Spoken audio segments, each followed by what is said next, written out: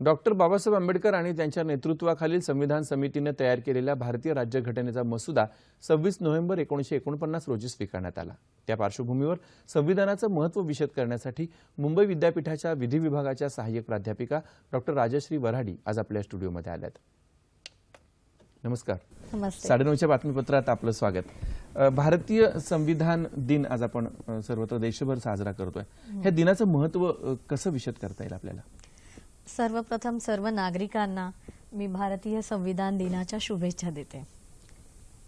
26 November 1949 रोजी संसदेने राज्यघटना स्वीकृत केली। 26 जानेवारी 1950 ला ही राज्यघटना कार्यान्वित झाली। तोपर्यंत आपण हा दिवस लॉ डे म्हणजे विधी दिवस म्हणून साजरा करत होतो, परंतु गेल्या वर्षी 19 नोव्हेंबर 2015 रोजी एका राजपत्राच्या अध्यादेशाद्वारे असे सांगण्यात आले आहे की हा संविधान दिन म्हणून साजरा करण्यात यावा, भारतीय संविधान दिन। त्यामुळे आपण आज हा दिवस साजरा करत आहोत।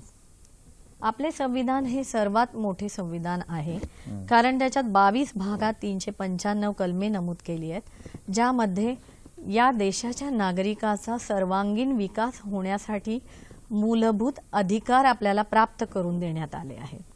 आपले संविधान हे लिखित स्वरूपाचे आहे, तसेच आपल्याला हे संविधान एक नागरिकत्व देते।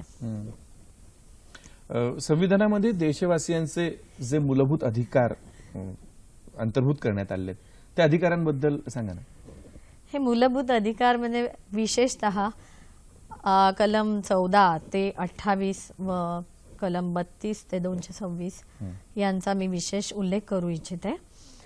कलम आर्टिकल 14 हे म्हणजे समानतेचा अधिकार सर्वांना दिलेला आहे, म्हणजे सर्वांना न्याय देवते पुढे समान वागणूक मिळावी। कुठेही गेला मग तिकडे गरीब असो वा श्रीमंत, त्या सर्वांना समान न्याय मिळतो जेव्हा ते कोर्टापुढे येतात। हे जे आपले मूलभूत अधिकार आहेत याचा बेस आहे प्रिएम्बल ऑफ द कॉन्स्टिट्यूशन। त्याचा बेस जो आहे, ही मूळ तत्व जी नेमलेली आहे ती समता, स्वातंत्र्य, न्याय व बंधुत्व या मूलतत्वांवर हे सगळा बेस नेमलेला आहे।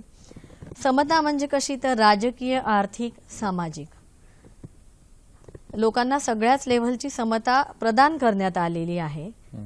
आर्थिक त्यांना हवे ते आर्थिक अधिकार इक्वली सगळ्यांना मिळालेले आहेत। राजकीय समता आहे।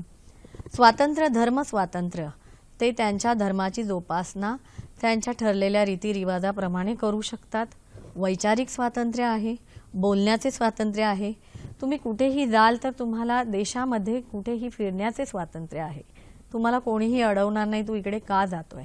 इतके स्वातंत्र्य मला वाटतं जगात फिरून आल्यावर जाणवतं की आपल्या देशात नक्कीच आहे, आणि परदेशातून आल्यावर मी भारतीय आहे याचा अभिमान दाटून येतो, आणि त्याचे सर्वश्रेष्ठ आपण आपल्या भारतीय संविधानास द्यायला पाहिजे। मी डॉक्टर आंबेडकर व त्यांच्या सहकाऱ्यांची सर्वच नागरिक आपण ऋणी आहोत की त्यांनी इतकं सुरेख संविधान आपल्याला दिलेलं आहे। न्याय जसा सर्वांना समान मिळतो तसेच बंधुत्ववाद आपण जोपासायलाच पाहिजे असं आपलं संविधान सांगतं। सर्वांमध्ये बंधुत्ववादाची भावना पाहिजे, आपण एकमेकांना भावा बहिणीसारखं जपायला पाहिजे। आपल्या देशात विविध जाती, विविध जमाती, वेगळ्या भाषिक, वेगळ्या धर्माची लोक राहतात, परंतु सर्व एकजुटीने राहतात, याचं सर्व देशांमध्ये कौतुक होतं। त्यामुळे ही भावना आपण नक्कीच जोपासायला पाहिजे। हे संविधान मार्गदर्शक तत्व सुद्धा सांगतं, होय, ठीक आहे। संविधानामध्ये काही मार्गदर्शक तत्वे सुद्धा दिलेली आहेत। त्याच्यामध्ये आपल्याला मोफत कायदेविषयक सहायता ही उपलब्ध करून दिली आहे। म्हणजे एखादा गरीब व्यक्ती असेल आणि त्याला वकील नाही नेमता येत, तर त्या ठिकाणी सरकार, राज्य सरकार त्याला आपल्या गव्हर्नमेंट तर्फे वकील देण्यात येतो आणि तो त्याच्या वतीने ती केस लढतो।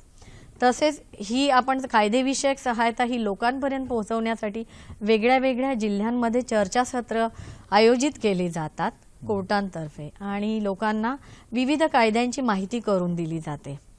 ग्रामपंचायत याची स्थापना करण्यात आली आहे की लोकांना कोर्टात छोट्या छोट्या गोष्टी असतात ज्या ग्रामपंचायत लेवलला ते न्याय निवाडा करून सोडवू शकतात, म्हणजे लोकांना त्रास होऊ नये, कोर्टामध्ये यायला नको एवढ्या लांब। कामाच्या ठिकाणी जे लोक जातात जिथे आपण कामाला जातो तिथे त्यांच्या आवश्यकतेच्या सर्व सुखसोयी उपलब्ध असाव्यात असे निर्देश राज्य सरकारसाठी आहेत. स्त्रियांसाठी प्रसूती काळात रजेची व्यवस्था केलेली आहे.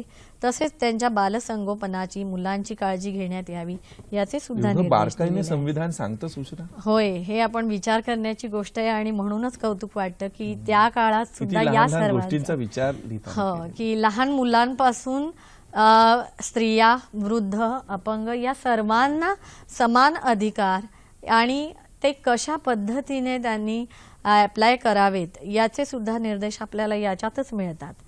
तसेच मुलांना मोफत व सक्तीचे शिक्षण 6 ते 14 वयोगटातील मुलांना देण्यात यावे असे सुद्धा निर्देश देण्यात आलेले आहेत. म्हणजे कुणी गरीब असतील, ते शाळेत जाऊ शकत नसतील तर ती आपल्या गव्हर्नमेंटची जबाबदारी आहे, राज्य सरकारची, की त्यांना आपण शिक्षण कसं देऊ आणि त्यामुळे ते सक्तीचे शिक्षण करायला पाहिजे. अनुसूचित जाती, जमाती, दुर्बल घटक हे जे आहेत त्यांचा सर्वांगीण विकास कसा व्हावा व त्यांना शैक्षणिक व तसेच त्यांची आर्थिक स्थिती कशी सुधारेल याचे सर्वतोपरी प्रयत्न हे राज्य सरकारने करावयास पाहिजेत, हे सुद्धा निर्देशात दिलेले आहेत. हक्कांची गोष्ट तुम्ही सांगितली, मार्गदर्शक तत्व राज्यांनी कशी अवलंबावीत तेही म्हणताय. काही कर्तव्य सुद्धा आपलं संविधान सांगतं नागरिकांना. होय, त्याची कारण जसे चर्चा आपल्याला व्हायला. मूलभूत अधिकार राज्य संविधानाने दिलेले आहेत तसेच त्यांना आपल्याकडून काही अपेक्षित आहे नागरिक म्हणून.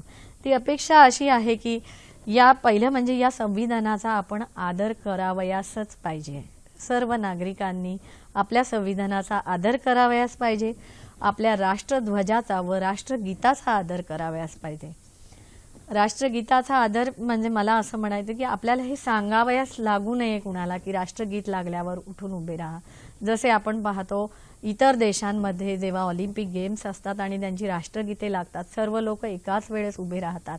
हा असतो त्या राष्ट्रगीताचा सन्मान. तर हा सन्मान आपण स्वतः जोपासवयास पाहिजे असे आपल्याला त्यात कर्तव्याची जाणीव करून देण्यासाठी नमूद केलेले आहे. तसेच भारताच्या सार्वजनिक संपत्तीचे संरक्षण करणे हे प्रत्येक भारतीयाचे कर्तव्य आहे. आपल्याकडे वन्यजीवन आहे, वन्यजीवन आपण जपायला पाहिजे आणि वन्यजीवनाचे संरक्षण सुद्धा, वन्य प्राणी आहेत त्यांचे संरक्षण करावयास आहे. ही आपली ड्युटीज आहे एक नागरिक म्हणून. भारताची श्रेष्ठता व एकता अबाधित राहील याची काळजी प्रत्येक नागरिकाने घ्यायला पाहिजे. सामाजिक संस्कृती आपली काय आहे याचा अभ्यास करून त्याचे अवलोकन करावे व तीही जोपासावी एवढी माफक अपेक्षा आहे. आणि फार महत्त्वाचे, आपल्या देशाचे रक्षण व राष्ट्रसेवा ही प्रत्येकाने करावयास पाहिजे. देशवासियांना संविधानाविषयी माहिती देता यावी म्हणून हा संविधान दिवस आहे. होय. त्यासाठी अजून काय काय प्रयत्न करावेत अशी एक त्या विषयाच्या अभ्यासक म्हणून तुमची अपेक्षा राहील? मला असं वाटतं की आपण हे संविधान अगदी फक्त शिक्षित नाही, सुशिक्षित, अशिक्षित सर्व लोकांपर्यंत यातली जी मार्गदर्शक तत्व, मूल्य आहेत ही पोहोचवायच पाहिजे. डॉक्टर बाबासाहेब आंबेडकरांना अभिप्रेत होते ती तत्व त्यांनी याच्या जोपासली आहेत. हे अधिकार प्राप्त करून दिले आहेत. याची माहिती करून देण्यासाठी आपण वेगळी वेगळी चर्चासत्र आयोजित करण्यास पाहिजेत. त्यानंतर या संबंधी लागणारं जरूर ते आपण साहित्य आहे ते विविध भाषांमध्ये उपलब्ध करून द्यायला पाहिजे. तसेच प्रसारमाध्यमांनी या संविधानाची माहिती करून देण्यासाठी विविध कार्यक्रम आयोजित करायला पाहिजेत आणि जे इंटरेस्टिंग करायला पाहिजेत. म्हणजे सोपी सोपी उदाहरणं देऊन त्यात कायदेतज्ञांची व्याख्यानं आयोजित करायला पाहिजेत आणि त्यामुळे मला वाटतं की लोकांना त्याची आवड निर्माण होईल आणि त्यामुळे राष्ट्राची एकात्मकता साधण्याचा साधारणतः अगदी थोडक्यात आजच्या संविधान दिनानिमित्त काय तुम्ही संदेश द्याल, अपेक्षा काय व्यक्त कराल? या संविधानातील तत्वे जी फार अनमोल आहेत ती आपण जपायलाच पाहिजेत. आपले या संविधानातील अधिकार याचा आपण नक्कीच अवलोकन करायला पाहिजे. ह्या अधिकारांचा वापर करायला पाहिजे. त्यासाठी जी आपल्याकडे कोर्ट्स आहेत, विविध माध्यमं आहेत ज्याच्यामुळे आपण आपल्या अधिकारांची जोपासना करू शकतो, ती जरूर करायला पाहिजे. आपल्या देशामध्ये बंधुत्ववाद वाढून, एकात्मकता वाढून भारताचे राष्ट्रप्रेम वाढावे, सर्व लोकांमध्ये एकात्मकता असावी, बंधुत्ववाद असावा असे मला वाटते. भारतीय संविधान दिनाच्या निमित्तानं आपण मुलाखतीसाठी स्टुडिओमध्ये उपलब्ध झालात त्याबद्दल आभार. धन्यवाद.